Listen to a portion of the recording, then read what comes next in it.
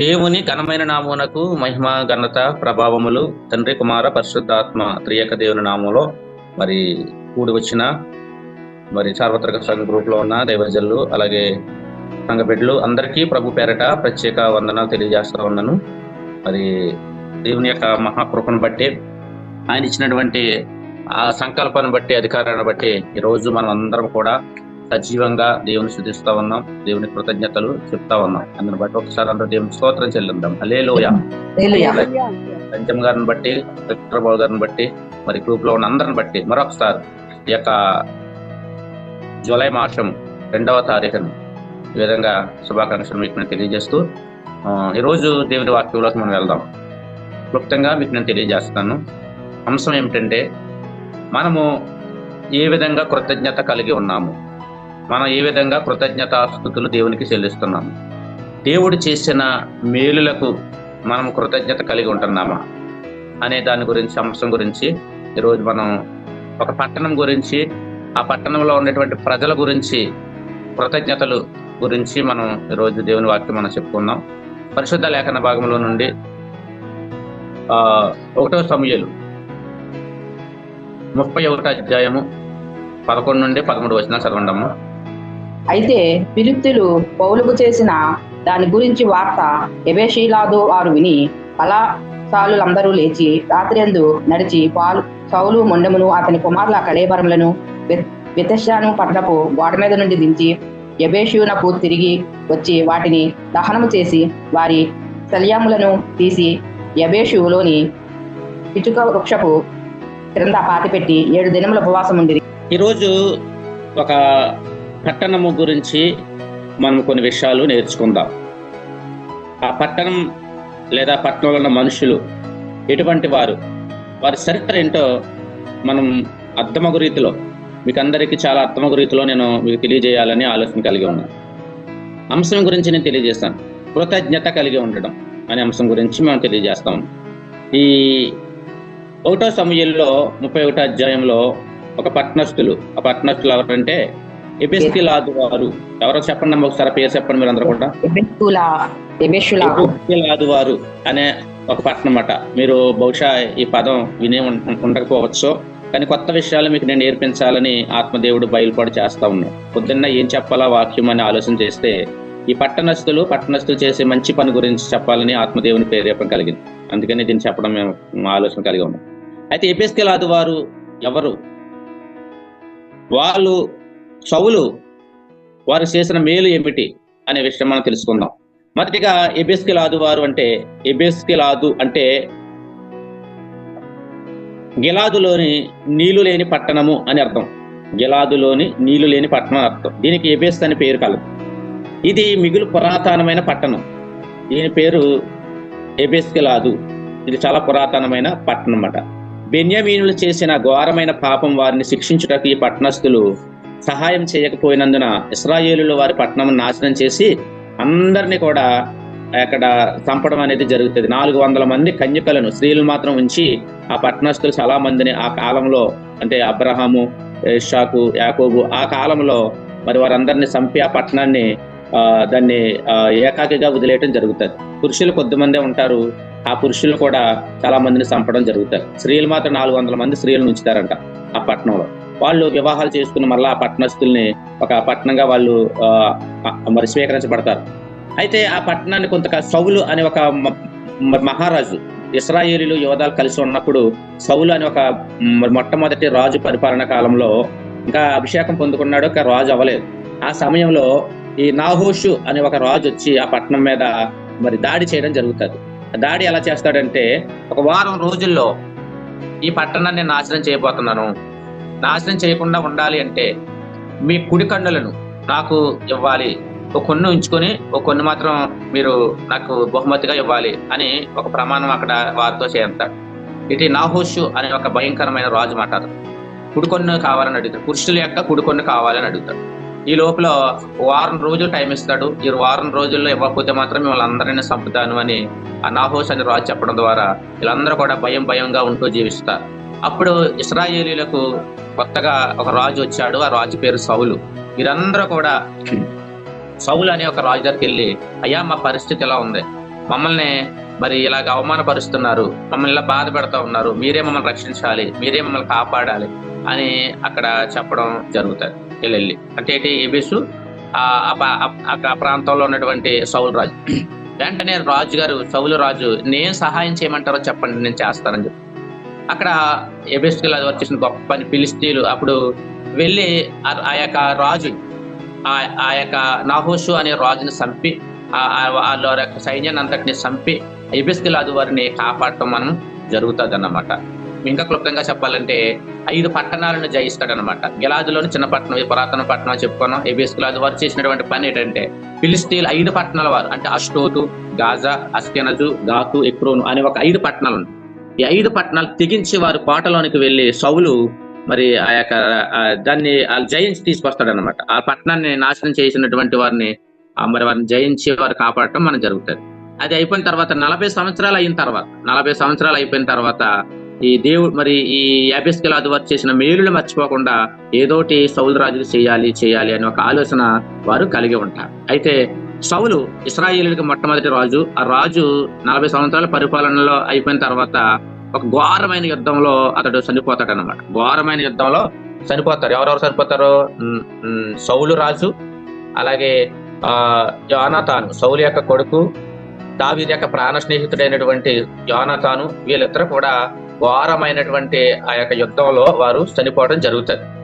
చనిపోయిన తర్వాత ఫిలిస్తీన్లు ఏం చేస్తారంటే వారి యొక్క మృతదేహాలు, సౌలు, యోనాతాను వీరి యొక్క మృతదేహాలని పట్టుకెళ్ళి వారి యొక్క దాగోను అనే ఒక గుడిలో పీకులు నరికేసి మొండెములు ప్రత్యేకించి వారి యొక్క గుడిలో మరి వేలాడదీస్తారు. ఇంత గౌరవమ్మ. మహారాజు ఈ యోనాతాను కానీ మరి యొక్క సౌలు రాజు కానీ రాజు కుటుంబానికి చెందిన వారు, మరి వాళ్ళు ఇశ్రాయేలులకు మొట్టమొదటి రాజు. వాళ్ళు ఎంతో మంది మరి మేలు చేసిన వారే. అయితే వారు చనిపోగానే ఫిలిస్తీన్లు ఎంత అవమానపరిచారు అంటే వారు మొండెములు తీసుకెళ్లి దాగోను గుడిలో అలా మొండెలు వేలాడబడతారు, అవమానపరుస్తారు, ఇశ్రాయేలుని అవమానపరుస్తారు. ఈ విషయం ఎవరు తెలుస్తుంది అంటే ఎబేసుకెళ్ళాదు వారికి తెలుస్తుంది అన్నమాట. ఎబేసుకెళ్ళాదు వారికి తెలుస్తుంది. ఏం తెలుస్తుంది అంటే మన రాజు మన కష్టాల్లో ఉన్నప్పుడు మనల్ని ఆదుకునే రాజు, ఈ రాజు మనల్ని ఇంతగా మరి ఇలాగ ఫిలిస్తీన్లు ఎంత బాధ పెట్టారు, వారి మొండెములు తీసుకెళ్లి మరి దాగోను గుడిలో వేలాడదీశారు. మన రాజుకి మనం ఏదోటి చేయాలి, మన రాజుని మనం కాపాడుకోవాలి, మన రాజుకి మనం ఏదోటి చేయకపోతే బాగదు, మన కృతజ్ఞత కలిగి ఉండాలి అని వారు చెప్పుకొని తెగించి మరి వాళ్ళు 12 రకాల పనులు చేశారంట. ఎబేసుకెళ్ళాదు వారి గురించి మనం 12 రకాల పాఠాలు మనం ఈరోజు చెప్పుకుందాం. అంటే అంశం మనం చెప్పాను, కృతజ్ఞత చూపుటలో ప్రాణమును తెగించిన ఎబేసుకెళ్ళాదు వారు. కృతజ్ఞత చూపుటలో ప్రాణాన్ని తెగించిన ఎబేసుకెళ్ళాదు వారు ఏం చేశారు, ఎలా చేశారు? వీళ్ళు తెలుసు కదండి, ఇది ఇందా నేను చెప్పాను, ఈ ఫిలిస్తీన్లకి 5 పట్టణాలు ఉంటాయి. 5 పట్టణాలు ఏంటంటే అష్టోతు, గాజా, అస్కెనజు, గాతు, ఎక్రోను. ఈ 5 పట్టణాలు ఫిలిస్తీన్ల పట్టణాలు. వీళ్ళు చాలా భయంకరంగా ఉంటారు. దేవుడు అంటే ఇష్టపడిన వారు. ఇశ్రాయేలు దేవుడు అంటే చాలా క్రూరంగా ఉంటారు. ఈ యొక్క ఈ సౌలు, అలాగే తన కుమారుడైనటువంటి యోనాతాను, అలాగే ఇంకొక 2 శవాలు, 4 శవాలు కలిసి వాళ్ళు గుడిలో పెట్టుకున్నప్పుడు వీరు ఏం చేశారంటే ప్రాణాలు తెగించి ఒక రాత్రి అంతా ప్రయాణం చేశారు. 5 పాఠాలు నేను చెప్తాను, 12 పాఠాలు మీకు వీళ్ళ గురించి నేను చెప్తాను, చాలా జాగ్రత్తగా విందాం. వీళ్ళ గురించి మనం ఏం తెలుసుకోబోతున్నాం, ఆత్మీయ అర్థాలు ఏంటో కూడా మనం చూద్దాం. ఎబేసుకెళ్ళాదు 40 సంవత్సరాలైన సౌలు చేసిన మేలులు మర్చిపోలేదు. మొదటి అంశం ఏంటంటే 40 సంవత్సరాలు అయిపోయింది. ఇతను పరిపాలనకు వచ్చిన మొట్టమొదటిసారి ఈ పట్టణస్థులను కాపాడాడు. అలాగే 40 సంవత్సరాలు అయిపోయిన తర్వాత ఆ పట్టణస్థులు ఆ సౌలుని జ్ఞాపకం చేసుకుంటున్నారు. ఏమని జ్ఞాపకం చేసుకుంటున్నారంటే మనకు సౌలు అనే రాజు మేలు చేశాడు, మన ప్రాణాలు కాపాడాడు, మనకు మేలు చేశాడు, కాబట్టి మనం కూడా మరి ఆ మరి సౌలు రాజుకు ఆ మృతదేహాలు మనం కాపాడాలా, గౌరవప్రదంగా సమాధి చేయాలా అని ఒక ఆలోచన వారు కలిగి ఉన్నారు. అలాగే మనం కూడా దేవుడు చేసిన మేలును మర్చిపోకూడదు. చిన్న ప్రాణాపాయ పరిస్థితిలో ఉన్నప్పుడు ప్రభు మనకు సహాయం చేసి ఉండవచ్చు. సౌలు మరి వాళ్ళు సౌలును గుండెల్లో పెట్టుకున్నారంట. డబ్బు ఉన్నా, హోదా ఉన్నా, ఇతరులు చేసిన మేలులు ఎప్పుడు కూడా మనము మర్చిపోకూడదు. ముఖ్యంగా దేవుడు చేసిన మేలులు మనము మర్చిపోకూడదు అని కీర్తన గ్రంథము మరి 106:13 ఇశ్రాయేలులు మర్చిపోయారంట.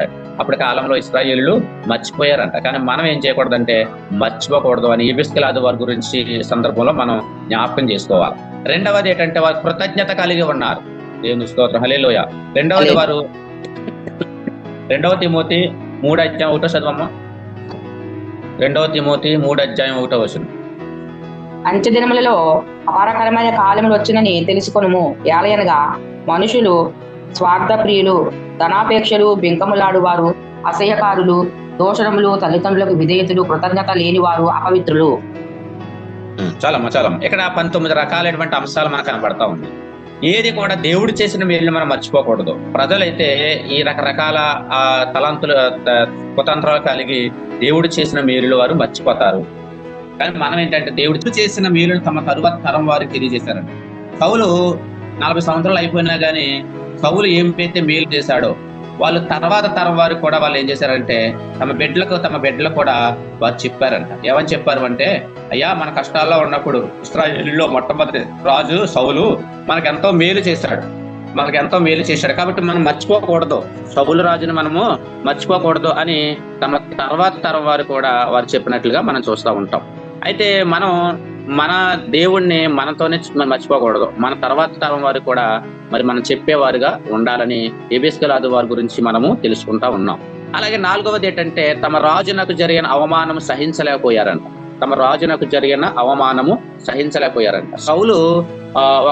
సౌలు యొక్క మొండెము ఒక చోట, తల ఒక చోట, ఆయుధాలు ఒక చోట పడవేశారు.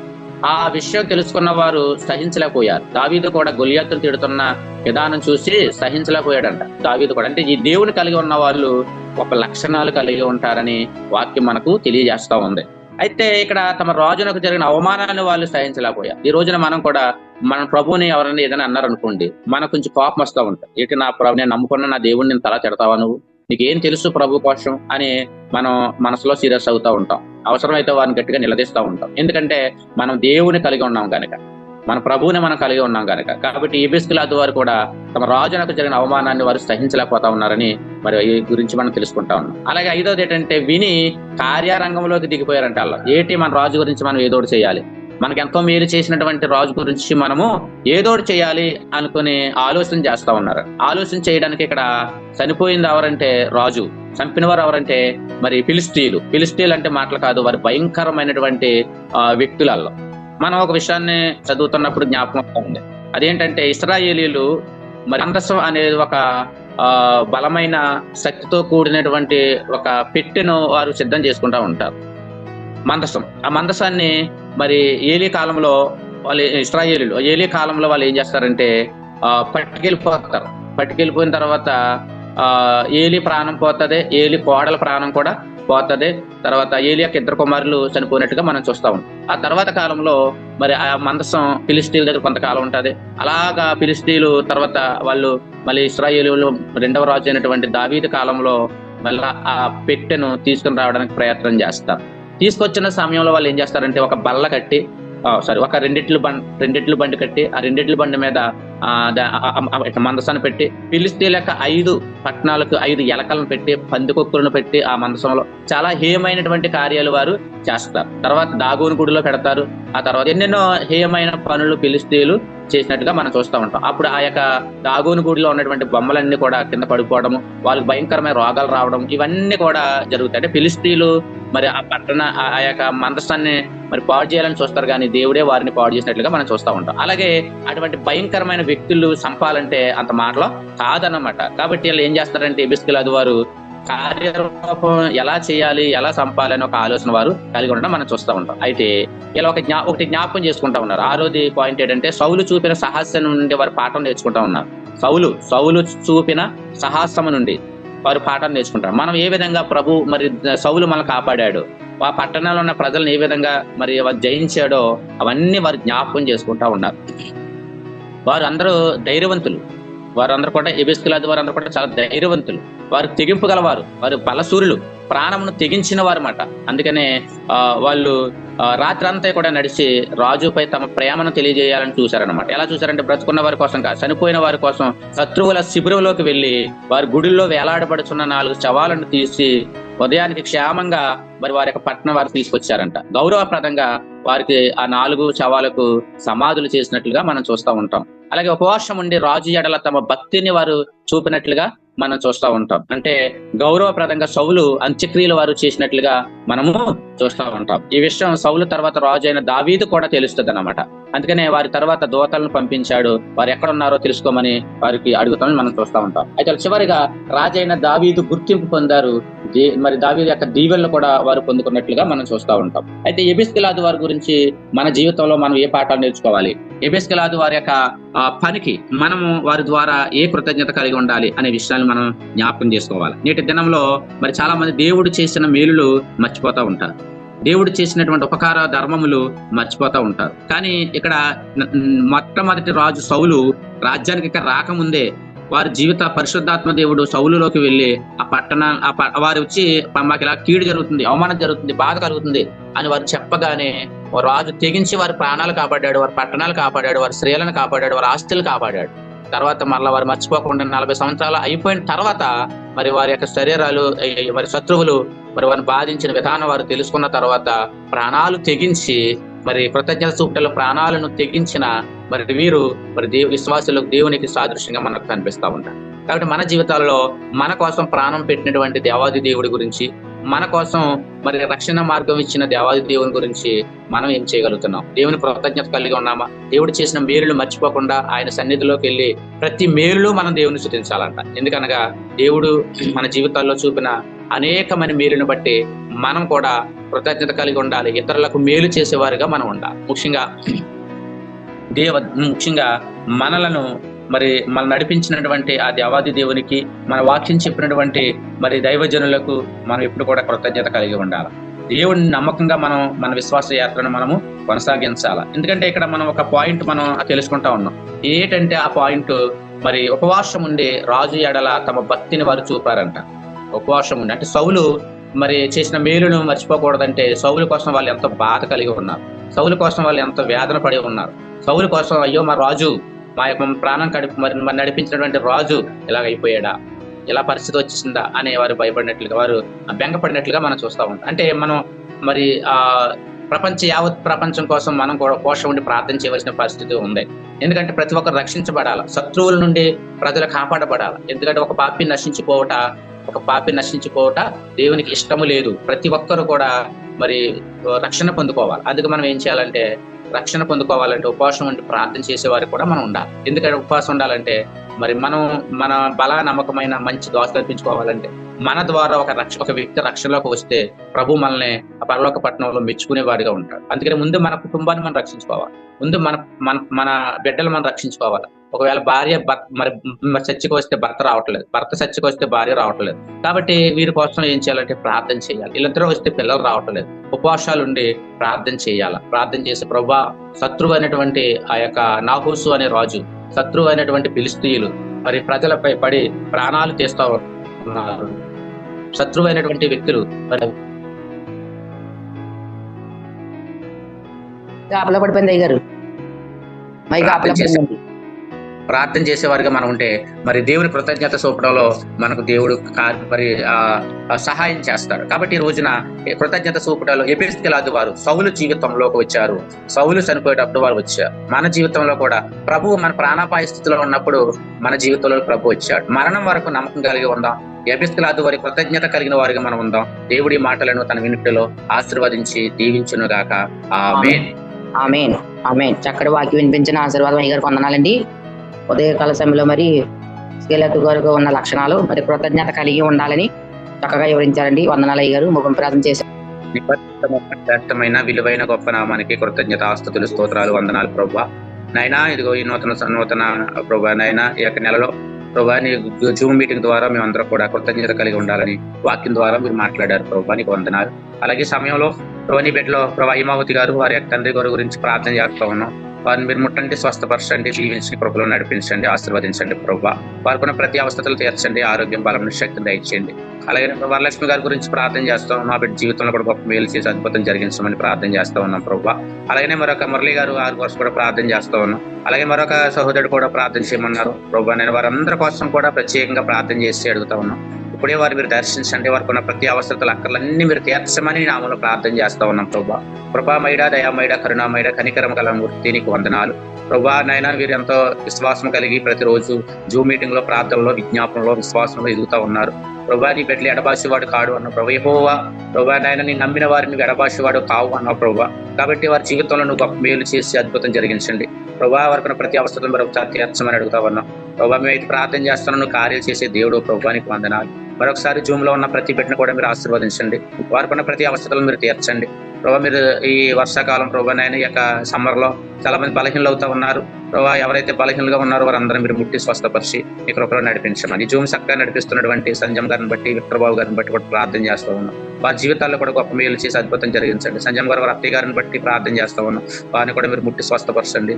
వారి కుటుంబంలో గొప్ప మేలు చేయమని, ఆ బిడ్డ జీవితంలో కూడా ప్రభా హాస్పిటల్లో నుండి ప్రభా నిశ్చిత్తంలో ఆ బిడ్డకు స్వస్థత, ఆరోగ్యం, ఆనందం మీరు దయచేయమని కూడా ప్రార్థన చేస్తున్నాం. సంజయ్ గారు ప్రభా నుంచి ఆరోగ్యం దయచేయండి ప్రభా, నీకు వందనాలు. ప్రభావ గారు వారి అమ్మగారిని బట్టి కూడా ప్రార్థన చేస్తూ ఉన్నాం. వారిని కూడా మీరు జ్ఞాపకం చేసుకుని సంపూర్ణ ఆరోగ్యం, బలమైన శక్తిని మీరు దయచేయండి. ఎటువంటి బలహీనతలో, ఎటువంటి నీరసం ఏమీ లేకుండా నజరేయుడైన యేసు నామములో సంపూర్ణంగా ఆరోగ్యంతో మీరు నింపమని ప్రార్థన చేస్తా ఉన్నాం ప్రభా, నీకు వందనాలు. నాయన ఈ జూమ్ కాల్లో ఎంతమంది అయితే ప్రభావ చూసి ఆత్మీయంగా మీరు పొందుకుంటున్నారు వారందరిని బట్టి కూడా ప్రార్థన చేస్తూ ఉన్నాం. వారందరినీ కూడా మీరు దీవించండి, రక్షణ మార్గంలోనికి నడిపించండి, కృప చూపించి కనికరించండి. మరొకసారి జూమ్ లో ఉన్న అందరినీ కూడా నీ చేతులకు అప్పగిస్తూ ఈ రోజంతా కూడా దీవెనకరంగా, ఆశీర్వాదకరంగా మీరు మార్చమని మా ప్రభును రక్షకుడైన యేసు నామమున ప్రార్థన నడుస్తున్నాను మా ప్రియ పరలోకపు తండ్రి, ఆమేన్. ప్రేమ, కుమారుడైన యేసుక్రీస్తు వారి కృప, పరిశుద్ధాత్మ యొక్క అన్యోన్య సహవాసం, సమాధానం ఎప్పుడు ఎల్లప్పుడు సదాకాలము తోడై ఉండి నడిపించును గాక. ఆమేన్.